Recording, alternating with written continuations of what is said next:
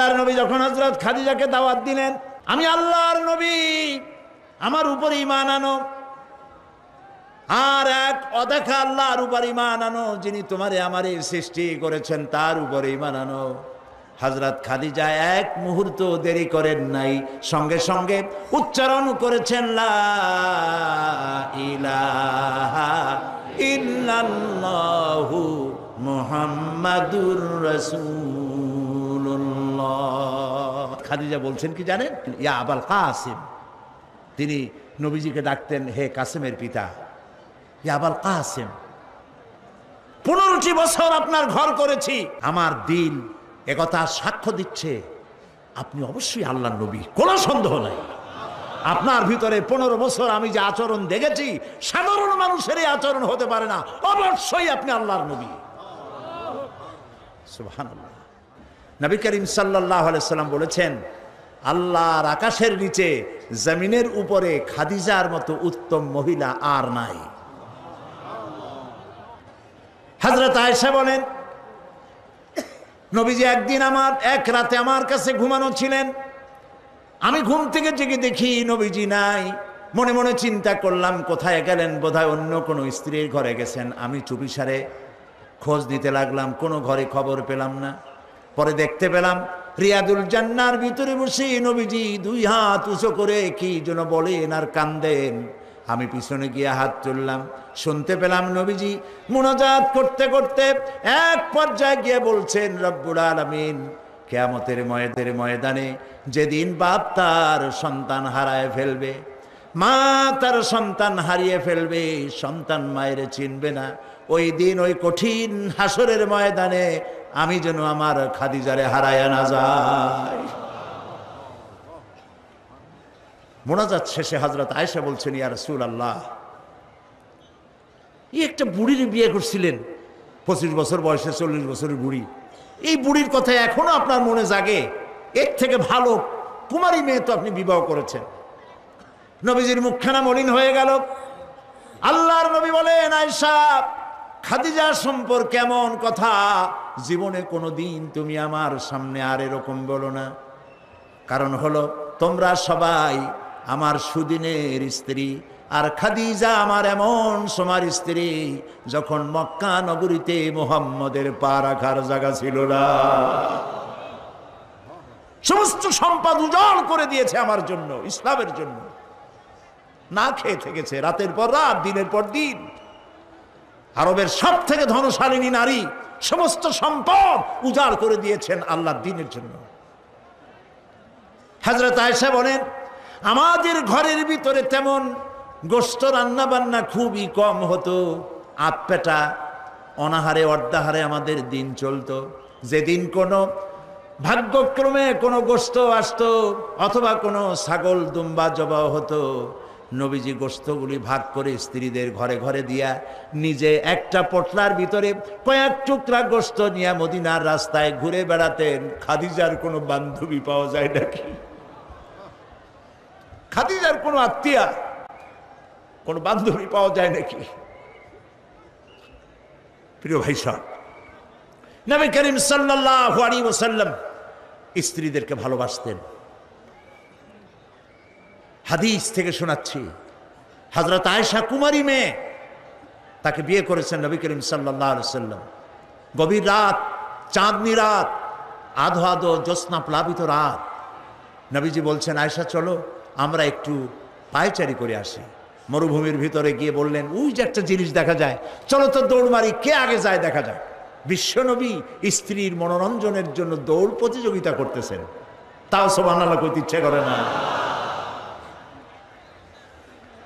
দৌড়াইয়া হযরত আয়েশা রাদিয়াল্লাহু তাআলা আনহা তিনি আগে চলে গেলেন, রাসূলুল্লাহ পিছনে পড়ে গেলেন। হযরত আয়েশা খুব আনন্দ করলেন, দেখলেন আপনি কিন্তু দৌড়ে আমার সাথে পারলেন না। বাস এর কয়েক বছর পর আরেক দিন এইভাবে দৌড়ের প্রতিযোগিতা হলো রাতের বেলায়। আজকে হযরত আয়েশা বলছেন, ওই দিনের তুলনায় আমার শরীরটা স্থূল হয়ে গেছে, আমি একটু মুটিয়ে গেছি। দৌড়াইয়া আমি পিছনে পড়ে গেলাম, রাসূল আগে উঠে গেলেন। আমি হাঁপাতে হাঁপাতে যখন নবীজির কাছে গিয়ে দাঁড়িয়েছি, রাসূলুল্লাহ তাবাসসুম মুস্কি হেসে আমার দিকে তাকিয়ে বলছেন, আয়েশা ওই সেই দিনের প্রতিশোধ আজ নিলাম। সুবহানাল্লাহ, সুবহানাল্লাহ। কিসের ইউরোপ, কিসের আমেরিকা, ইসলামী সভ্যতার জুতার কাছেও দাঁড়াতে পারবে না তারা। ওরা আজকে কি বলে, বিশ্ব কি দিবস, নারী দিবস পালন করে। বিশ্ব নারী দিবস, বিশ্ব মাতৃ দিবস, বিশ্ব ভালোবাসা দিবস। বিশ্ব ভালোবাসা দিবস ওদের দরকার, যাদের সারা বছরে কোনো ভালোবাসা নাই, তাদের জন্য একটা দিন ভালোবাসার বনিতা করা লাগে। আমার লাগে না, কারণ আমার জন্মই হয়েছে ভালোবাসার মধ্য দিয়ে। আর দ্বীন ওয়ান নাসিহা, ইসলাম মানেই হলো ভালোবাসা। সুবহানাল্লাহ কও। ইসলাম মানেই হচ্ছে ভালোবাসা।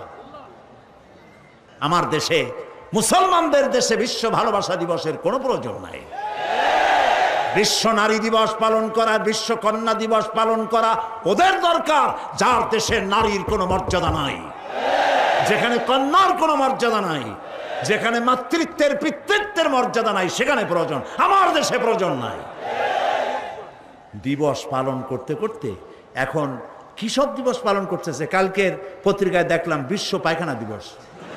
আমি জানি না আপনারা বিশ্বাস করবেন কিনা, আমার নিজের চোখ দিয়ে দেখছি। নওজুবিল্লাহ, মানে তালাশ করে পায় না, করবে কি। এরপরে দেখলাম ঢাকায় দেওয়ালে লেখা বিশ্ব চিন্তা দিবস। তো বিশ্ব চিন্তা দিবসের এটার থিমটা কি, করবেটা কি? তো যারা আয়োজক তারা বলল যে আমরা ওই বিশ্ব চিন্তা দিবসে রাস্তার মোড়ে মোড়ে বসে চিন্তা করব যে আদৌ কোনো ব্যাপারে আমরা চিন্তা করতেছি কিনা। নওজুবিল্লাহ মিন যালিক। পাগল কি গাছে ধরে? প্রিয় ভাই সব, আল্লাহ রাব্বুল আলামিন নারীর অধিকার দিয়েছে, কোরআন দিয়েছে, হাদিস দিয়েছে। বুক ভরে বলেন আলহামদুলিল্লাহ। প্রিয় ভাই সব, ইসলাম দিয়েছে নারীর অধিকার।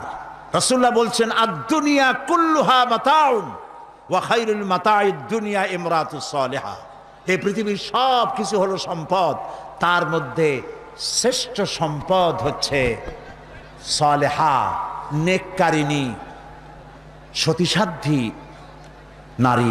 আলহামদুলিল্লাহ বলেন। আল্লাহর নবী বলেন আমার কাছে তিনটি জিনিস প্রিয়, নামাজ আমার কাছে প্রিয়, সুগন্ধ আমার কাছে প্রিয়, আর স্ত্রী আমার কাছে প্রিয়। সুবহানাল্লাহ। এই তিনটি জিনিস আমার কাছে প্রিয়। আপনার স্ত্রীকে আপনি তো এই জন্য তাকে সম্মান করবেন, ভালোবাসবেন, অনেক কারণ আছে। একটা কারণ তো এই, যেই রাস্তা দিয়ে আপনি জাহান্নামে যেতেন, সেই রাস্তায় আপনার স্ত্রী প্রহরীর মতো রাত দিন দাঁড়িয়ে আছে, সেখানে ব্যাখ্যা দেওয়ার কোনো প্রয়োজন নেই। সুতরাং আপনার স্ত্রীকে আপনি ভালোবাসবেন এবং তাকে আপনি সম্মান দিবেন। ইসলাম নারীকে অর্থনৈতিক অধিকার দিয়েছে, বলেছে ফাতুহুন্না উজুরাহুন্না ফরিদা, ফরজরূপী দায়িত্ব হিসাবে মহারণার টাকা আদায় করে দাও। এখন মহারণার টাকা আদায় করা হয় না, এখন বিবাহ মজলিসগুলিতে বলা হয় মহারণা কত? মহারণা হচ্ছে 21,21,101 টাকা, 11,11,101 টাকা। একটা 1 টাকা থাকা লাগবে। কোথায় পাইছেন এটা? একটা 1 টাকা থাকা লাগবে। আর এই যে মহারণা বাঁধা হয়, এই মহারণার টাকা আদায় করা অধিকাংশ ক্ষেত্রে আদায় করা হয় না। কথা ঠিক কিনা? কথা ঠিক কিনা? বরং উল্টা মহারণা আদায় করে নেয়। কারণ বলেন পাত্রপক্ষ। পাত্রপক্ষ মহারণা আদায় করে নেওয়ার সময় আদায় করার জন্য ঘটক, এগুলোরে কি বলে? ঘটক। কোন কোন এলাকায় এদেরকে উচ্চে নাক বলা হয়। এদের কাজ হলো পরস্পরের মধ্যে বিবাহ দিতে গিয়ে মিথ্যা কথা বলা, উচ্চ নাক। তো এরা বলে যে অমুকের ছেলে অমুকের মেয়ের বিবাহ হবে, ছেলেকে দিতে হবে কি? ছেলেকে দিতে হবে ল্যান্ড ক্রুইজার, ছেলেকে দিতে হবে গুলশানে বাড়ি, 10 লক্ষ টাকা ক্যাশ, মঙ্গল গ্রহে অফিস। বলে ছেলে লেখাপড়া জানে কি? কলেজের বারান্দা দিয়ে কয়েকদিন ঘুরে টুরে আসছে, গলায় সোনার সেন্টেনও আছে, মাথায় ভাল্লুকের মতো চুলও আছে। এরপরে এইভাবে করে এক অপাত্রে মেয়েদেরকে দেওয়ার ব্যবস্থা হয় টাকা পয়সার বিনিময়, মহারানাটা ওরা নিয়ে গেল।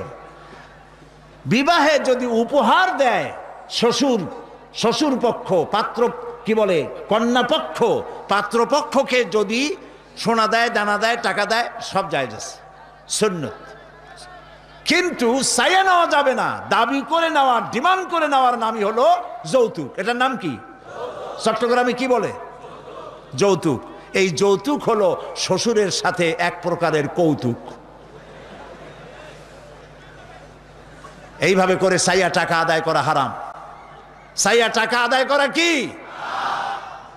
আজকের এই বিশাল তাফসীরুল কোরআন মাহফিলে আমি জানতে চাই যে এই যাদের ছেলে আজ পর্যন্ত বিয়ে দেন নাই, বিবাহ দিতে গিয়ে কন্যা পক্ষের কাছ থেকে হারাম চাইয়া যৌতুক আদায় করে ছেলে বিয়ে দিবেন না, এই রকমের লোক ওয়াদা করতে পারবেন না? মনে করবেন এই কথা যে আল্লাহ মাহফিলে আজকে আসলাম কেন?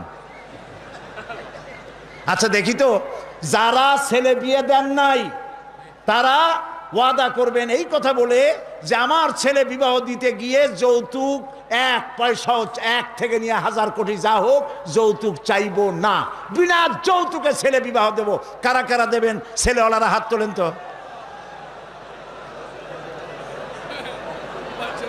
ও মাশাআল্লাহ, বাচ্চা পোলাপান হাত উঠেছি কি কামে? তোমরা তো মা ভাও নাই এখন। হাত নামান। জি, ভবিষ্যতে হাত নামান, হাত নামান। আলহামদুলিল্লাহ বলেন। যৌতুক এক সামাজিক ব্যাধি, এই ব্যাধি বন্ধ করতে হবে এবং চট্টগ্রাম থেকেই এটার আন্দোলন শুরু হবে ইনশাআল্লাহ। বলেন ইনশাআল্লাহ। প্রিয় ভাই, সব যারা বিবাহ করে নাই সেসব যুবকদের বিবাহ করা লাগবে কিনা? লাগবে কিনা? হ্যাঁ, ফুর্তি হয়ে একটু জোরেই বলতেছে লাগবে। এই বিবাহ করতে গেলে শ্বশুর যদি ঘড়ি দেয় বলবা আলহামদুলিল্লাহ, যদি শেরওয়ানি দেয় আলহামদুলিল্লাহ, যদি কিছু না দেয় নাউজুবিল্লাহ, নাকি? তাও আলহামদুলিল্লাহ। বরং তুমি কেন ফকিরের ছেলে ফেলে না তো? তোমরা যুবকদের বলতেছি, ফকিরের বলাবার না তো।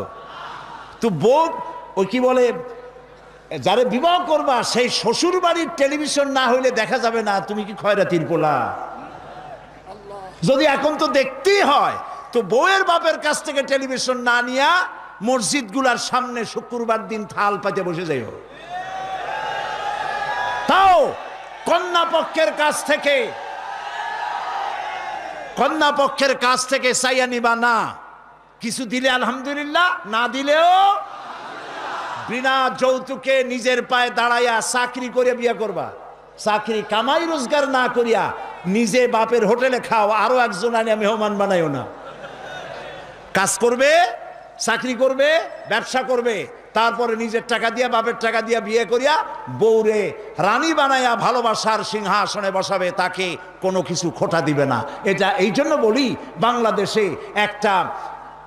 একটা কি বলে ওটাকে, যৌতুকের একটা গরু দেওয়া হয় নাই, টেলিভিশন দেওয়া হয় নাই বলে গরুর মতো পিটিয়ে স্ত্রীকে হত্যা করা হয়েছে। হাজারো ঘটনা বাংলাদেশে আছে। বিনা যৌতুকে বিয়ে করবে যে সব বীর তরুণ চট্টলার যুবকের এবার হাত উঁচু করে দেখাও।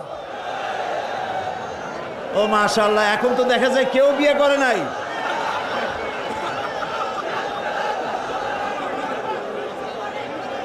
আচ্ছা, হাত নামান, হাত নামান। আলহামদুলিল্লাহ বলেন, হাত নামান। এই যে ভাই, আমি কিন্তু বুঝতে পারি দাঁড়াইছেন কেন, কোমর ব্যথা করতেছে বোধহয়। বসেন, কোমর ব্যথা আল্লাহ ভালো বানাই দেবেন, জোরে কোন আমিন। আরে ভাই, বসতে বলছি তো বসেন। কোমর ব্যথা হলে তো আমারও করবে, আমি তো বসা। বসেন, সবাই বসেন। প্রিয় ভাই সব, তাহলে একটি বড় রকমের অপরাধ থেকে চট্টগ্রামকে মুক্ত করার জন্য আন্দোলন শুরু করা হলো। বলেন আলহামদুলিল্লাহ। প্রিয় ভাই সব, আল্লাহ তাআলা এই নারী যখন বিবাহ হলো, আল্লাহ তাআলা তাকে অধিকার দিলেন, শিক্ষার অধিকার, লেখাপড়ার অধিকার, পড়ার অধিকার, সব অধিকার দিলেন। এরপরে দিলেন তাকে মা বানায় দিলেন। কদিন পরে কি হয়ে গেল? মা হয়ে গেল। সুবহানাল্লাহ। এখন কিন্তু ইজ্জত আরো বাড়লো। মা হওয়ার পর ইজ্জত কি হইল? আরো বেড়ে গেল। আল্লাহর নবীর কাছে প্রশ্ন করা হয়েছে।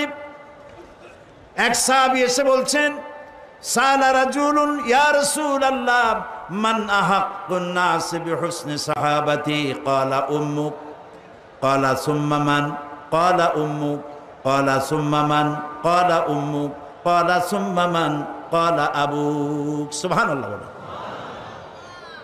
একজন এসে নবীজির কাছে প্রশ্ন করলেন, ইয়া রাসূলুল্লাহ, মানুষের ভিতরে আমি কার যত্ন করব, কার খেদমত করব, কার সাথে ভালো ব্যবহার করব, আমার কাছে সব থেকে ভালো ব্যবহার কে পেতে পারে? নবীজি বললেন, তোমার মা। সাহাবী প্রশ্ন করলেন, তারপরে কে? রাসূলুল্লাহ বললেন, তোমার মা। তারপরে কে? তোমার মা। তারপরে কে? তোমার পিতা। পিতার চাইতে মায়ের মর্যাদা আল্লাহ পাক কয় গুণ বাড়ালেন? সবাই বলেন কয় গুণ? 3 গুণ আল্লাহ বাড়ায় দিলেন। আল্লাহ রাব্বুল আলামিন কোরআনে কারীমের ভিতরে বলেছেন, ওয়াকাদা রাব্বুকা আল্লা তা'বুদু ইল্লা ইয়াহু ওয়া বিল ওয়ালিদাইনি ইহসানা। তোমার রবের পক্ষ থেকে চূড়ান্ত ফয়সালা হয়েছে যে আল্লাহর ইবাদত করার পর মা বাপের এহসান করবে। সুবহানাল্লাহ। আর আমার দেশের লোকেরা কি বলে, কি করে? লক্ষ্য করতেছেন আপনারা? আল্লাহ বলেন কি আর বান্দারা করে কি? আল্লাহ বলছেন মা বাপের খেদমত করো। আমার ইবাদতের পরে আল্লাহর পরেই স্থান কার? চিল্লায় বলেন। আমাদের লোকেরা বোঝে না, না বুঝা চলে যায় ভালো কোনো খাবার, ভালো কোনো ফল কোনো হজরত, কোনো পীর সাহেবের দরবারে নিয়ে হাজির করলে, হ্যাঁ দেন, পীর সাহেবকে হাদিয়া দিবেন, দেন, কিন্তু আগে দিবেন মায়েরে। আপনার কাছে, সন্তানের কাছে সব থেকে বড় পীর হচ্ছে মা। বলেন সব থেকে বড় পীর কে? মা আর বাবা। মা আর এই দুজন হচ্ছে আপনার কাছে সব থেকে বড় পীর। পীর সাহেবের দোয়া কবুল হবে কি হবে না, আলেম সাহেবের দোয়া কবুল হবে কি হবে না, সন্দেহ আছে। 50-50, দোয়া কবুল হইলেও হইতে পারে, না হইলেও না হইতে পারে। কিন্তু মা বাপ যদি দোয়া করে, আল্লাহর দরবারে দোয়া মঞ্জুর হয়ে যায়। 100% দোয়া কবুল হয়ে যায়। সুবহানাল্লাহ বলে। প্রিয় ভাই সব, আল্লাহ রাব্বুল আলামিনের নবী বলেন, মা বাবা যখন দোয়া করে সন্তানের জন্যে, যখন দোয়া করে, বন্দুক দিয়া গুলি করলে সেই গুলি তার লক্ষ্য বস্তুর কাছে যেতে যত না দেরি হয়, মা বাপের দোয়া বা বদদোয়া আল্লাহর দরবারের থেকে দ্রুত গতিতে চলে যায়। মাকে খাওয়াও। বুড়া মা আছে না? বলেন আছে না? মা যখন বুড়া হয়ে যায়, বউয়ের কথা মতো সন্তান মায়ের সাথে খারাপ ব্যবহার করে, মুখ মলিন করে থাকে, কথা বলে না, আর মনে মনে বলে, প্রকাশ্য বলে, অনেকের সামনে বলে, বুড়ি মরে না কেন? নাউজুবিল্লাহ। বলেন নাউজুবিল্লাহ। তুমি কারে মরতে বলো? কারে মরতে বলো? তোমার মা, তোমার যখন অসুখ হয়েছে, যত্ন করেছি, বুকের সাথে আগলায় ধরেছে, সারা রাত শিয়রে বসে বসে, বিদ্যুৎ ছিল না ঘরে, কেরোসিনের ল্যাম্প জ্বালায়া, চেরাগ জ্বালায়া কোরআন শরীফ তেলাওয়াত করেছে। আর শেষ রাতি 2খানা হাত রব্বুল আলামিনের দরবারে তুলে দিয়ে কেঁদেছে, রব্বুল আলামিন, আমার বাঁচাধনকে আমার জীবনের বিনিময় আল্লাহ তুমি বাঁচাইয়া দাও। যে মা বললেন, আমার জীবনের বিনিময় আমার ছেলে তুমি বাঁচাও, মেয়েরে বাঁচাও, সেই ছেলে বড় হইয়া বউয়ের পাগল হইয়া বলে, বুড়ি মরে না কেন? নাউজুবিল্লাহ, নাউজুবিল্লাহ। মাকে সম্মান করুন, মাকে ভালোবাসুন।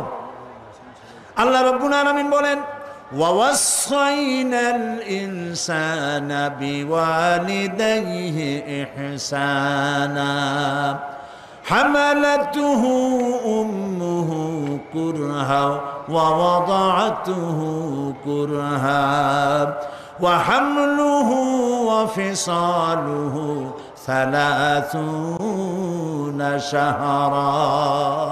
আমি সমগ্র মানব গোষ্ঠীকে উপদেশ দিচ্ছি, তোমরা তোমাদের ওসিয়ত করছি, তোমরা তোমাদের মা বাপকে সম্মান করো। তোমার মা তোমাকে গর্ভধারণ করেছে অত্যন্ত কষ্টের সাথে, ডেলিভারি করেছে অত্যন্ত কষ্টের সাথে, আর 30টা মাস বুকের দুধ দিয়ে তোমারে মানুষ করছে। সুবহানাল্লাহ, সুবহানাল্লাহ। প্রিয় ভাই সব, মা বাপ যদি হাত তোলে, চোখ দিয়া পানি পড়ে, দোয়া কবুল হয়ে যাবে। সুবহানাল্লাহ। এই যে হযরত বাইজিদ বুস্তামি রহমতুল্লাহ আলাইহের এই দরগায় আপনারা যান, হযরত বাইজিদ বুস্তামি যখন ছোট্ট ছিলেন, তার মা অসুস্থ, গভীর রাত্রে মা জেগে বলছে, বাবা আমি তো পানির পিপাসায় শেষ হয়ে যাচ্ছি, একটু পানি পান করাও। বাচ্চা দেখলেন ঘরের মধ্যে পানি নাই, বাইরে কোথাও থেকে পানি জোগাড় করলেন, এসে দেখেন মা ঘুমায় গেছে। শীতের রাত, বাচ্চা দাঁড়ায় আছে পানি নিয়ে। ফজরের সময় মায়ের ঘুম ভেঙেছে, তাকিয়ে দেখে বাইজিদ দাঁড়ানো। বাইজিদ তুমি দাঁড়ানো কেন, কাঁপতেছো কেন? ছেলে বলছে, মা আপনি পানি চাইছিলেন। তা পানি চাইছিলাম, তা কি হয়েছে? তা আমি তো ঘরে পানি পাই নাই, দূরে গিয়ে পানি আনছি, আনি দেখে আপনি ঘুমাই গেছেন, আমারই উঠাও নাই কেন? আপনার ঘুমের ক্ষতি হবে। তা তুমি নিজে ঘুমাও নাই কেন? এই জন্য যে আপনি জায়গায় যদি আবার পানি চান আর সময় মতো না দিতে পারি, তাহলে তো আপনার কষ্ট হবে। সেই জন্য মা আমি দাঁড়ায় রয়েছি, আপনি পানি খাবেন, সেই পানি নিয়ে। বাইজিদের মা হযরত বাইজিদকে বিছানার উপরে আরাম করে শোয়াই দিয়া উজু করে নিজে নামাজ পড়লেন। নামাজ আদায় করে দুইখানা হাত আল্লাহর দরবারে তুলে ধরে বলেন, রব্বুল আলামিন, আমি বাইজিদের মা, আমার ছোট্ট বাইজিদ আমার জন্য যে কষ্ট করেছে আজ, তার এই কষ্ট দেখে আমার কলিজা ঠান্ডা হয়ে গেছে।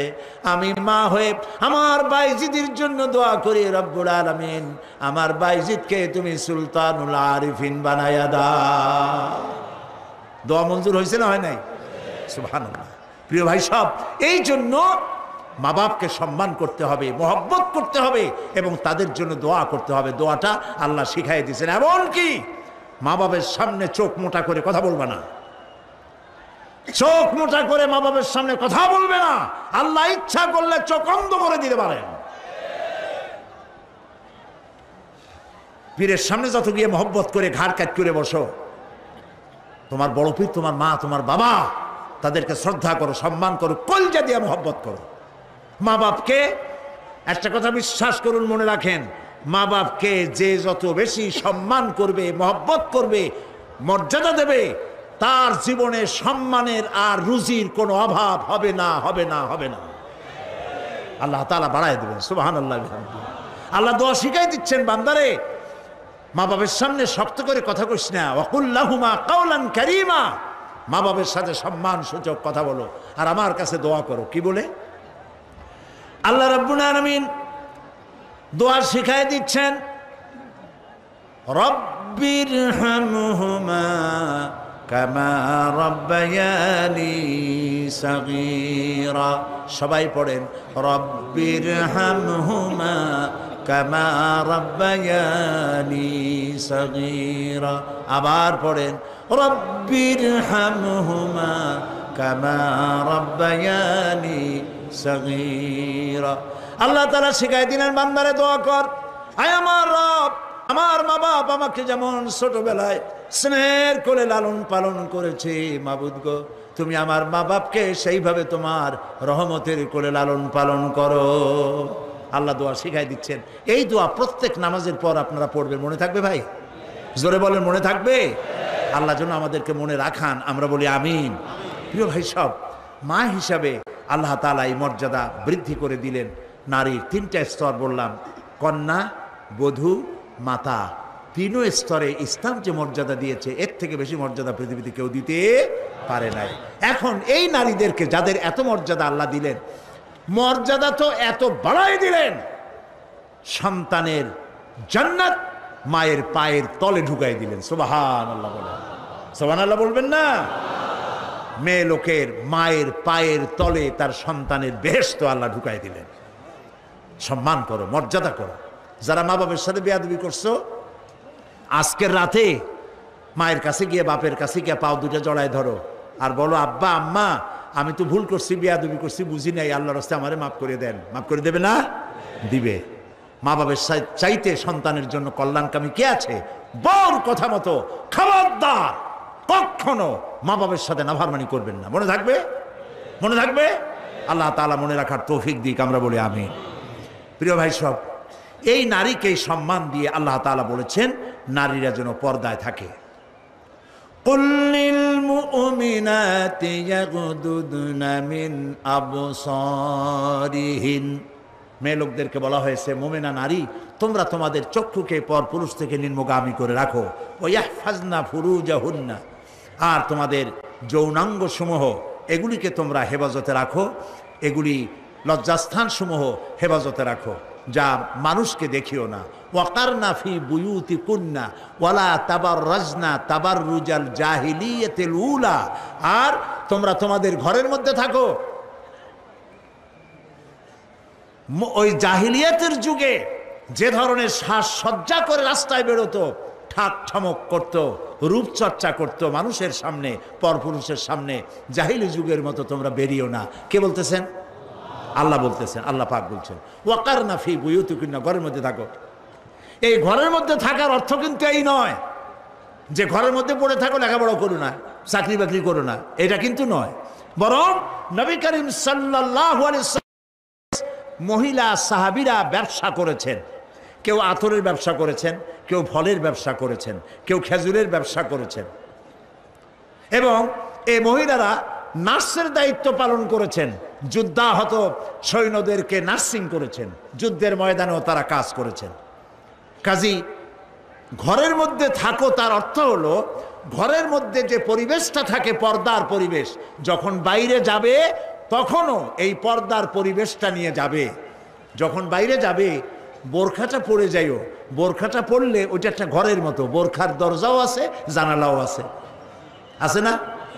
যেখানে সুযোগ আছে জানলা খুলে দেন, মুখের কাপড়টা উঠাইয়া দেখেন যেখানে সুযোগ আছে, আর যেখানে সুযোগ নাই জানলা বন্ধ করে দেন, ঠিক না? এই বোরখা পরতে বলা হয়েছে, বোরখা পরে চলবেন। এই বোরখাটা একটা নিয়ামত। বাংলাদেশ নিয়ে কথা বলি, এই বাংলাদেশে আজ পর্যন্ত যত নারীর মুখে অ্যাসিড পড়েছে, একটা দৃষ্টান্ত চাই। আপনারা বলেন আমাকে যে বোরখা পরা একটা মেয়ে লোকের মুখে অ্যাসিড পড়েছে, প্রমাণ দেন। পারবেন প্রমাণ দিতে? পারবেন? কেন পারবেন না বলেন? কারণটা কি? কারণ হলো এই, মেয়ে লোকটা যখন বোরখা পরলো সে আল্লাহর হুকুম পালন করলো। কার হুকুম পালন করেছে? আর তখন আল্লাহর দায়িত্ব হয়েছে নারীর সতীত্বের এবং তার শরীরের হেফাজতের দায়িত্ব নেওয়া। এই জন্য বোরখা পরা নারীর মুখে অ্যাসিড পড়ে না। মা বোনেরা যারা আজকে রাস্তায় বসে, প্যান্ডেলে বসে, বিভিন্ন জায়গায় বসে, বাড়িতে বসে আমার কথা শুনছেন, আমি মা বোনদেরকে বিনীতভাবে আরজ করি, যখন আপনি বোরখা ছেড়ে, যে সব মেয়েরা রূপচর্চা করে চুল পিছনে ছেড়ে দিয়ে লিপস্টিক লাগায় রূপচর্চা করে যখন কোনো দোকানে যায়, তখন দোকানের সেলসম্যান বলে, ভাবি আসেন আসেন, এই শাড়িটা পরলে আপনার দারুণ মানাবে। আরে শয়তান, শাড়ি মরলে মানাবে কিনা তার স্বামী বলবে তুই কেনা।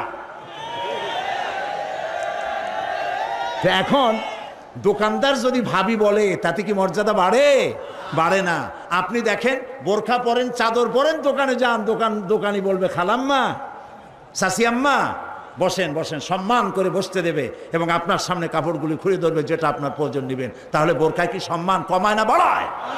কমায় না বাড়ায়?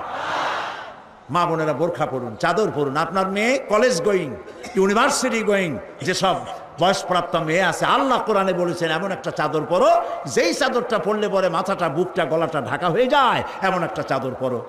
এই চাদর পরা মুসলমানদের জন্য ফরজ। মুসলমানদের জন্য কি? প্রিয় ভাই সব, নারীর জন্য আল্লাহ পর্দা করেছেন, আর এই পর্দা হলো তাদের জন্য নিয়ামত। সেই নিয়ামত তারা ধারণ করবেন, আল্লাহ তাআলা তাহলে সন্তানগুলো ভালো বানাই দিবেন। কোন আলহামদুলিল্লাহ? বলেন আলহামদুলিল্লাহ। আচ্ছা বলেন, মৃগনাভি কস্তুরী ছাগলের পেটে হয় না হরিণের পেটে হয়? হরিণের পেটে হয়। হরিণ থাকে কোথায়? গাছের মধ্যে, পর্দার আড়ালে। ছাগল থাকে কোথায়? মাঠে ঘাটে, পথে ঘাটে, যেখানে সেখানে। কাজে ছাগলের মৃগনাভি তো ভালো, দড়ি ধরলেও গোসল ওয়াজিব হয়ে যায় দুর্গন্ধের ঠেলা। আর জঙ্গলের ভিতরে হরিণ থাকে, মৃগনাভি কস্তুরী আল্লাহ দান করেন, যার সুগন্ধ এখানে নাড়া দিলে সারা মাহফিল বিমোহিত হয়ে যাবে। আল্লাহর নিয়ামত পর্দায় থাকে। নারীদেরকে আল্লাহ পর্দায় থাকতে বলেছেন। এই পর্দায় থাকলে পরে কস্তুরী সম সন্তান আল্লাহ দান করবেন। আর যদি পর্দায় না থাকেন, যে সন্তান হবে হবে মিস্টার বল্টু বাবু, মন্টু মিয়া। ভয়ের চোটে মানুষ অস্থির, তার চোখ গর্তের ভিতরে কি খাইছে, চোখ গেছে গর্তের মধ্যে। 2 কেজি চাউল মাফা যায় 2 চোখে, চুল মাথা দিয়ে ঝুলানো। প্যান্ট পরছে, সে প্যান্ট পরা অবস্থায় সেলাই করছে না কেমনে করছে আল্লাহ জানে। জুতার মধ্যে এত বড় বড় লোহা বটন লাগানো, গলায় এত বড় মোটা সেন। জাহান্নামের আগেই সালা সিলা ও আগলালম ওয়া সাইরা, জাহান্নামের শিকল আগেই পড়ছে গলায়। রাস্তায় মানুষে দেখে আর বাপ বাপ করে পলাইতে থাকে, বলতে থাকে আল্লাহ এই শয়তানেরে গজব দাও, এই শয়তানেরে যে মায় পেটে রাখছে তার কলেরা দাও, আর বাপেরে বসন্ত দাও। আর ছেলে যদি ভালো হয়, মানুষে দোয়া করে, আরে এই ছেলেটা এত ভালো, আল্লাহ এই ছেলেটির প্রতি রহম করো, এই ছেলের যে মায় পেটে রাখছে সে মায়ের রহম করো, ওর বাপের রহম করো। সুবহানাল্লাহ। নেক সন্তান পাওয়ার জন্য পর্দায় থাকা আপনার জন্য জরুরি। মা বোনেরা পর্দায় থাকুন এবং নিজের সৌন্দর্য পরপুরুষকে দেখাবেন না। আপনার সৌন্দর্য আপনার পিতার জন্য নয়, ভাইয়ের জন্য নয়, ছেলের জন্য নয়, কারোর জন্য নয়, শুধুমাত্র একমাত্র কেবলমাত্র স্বামীর জন্য।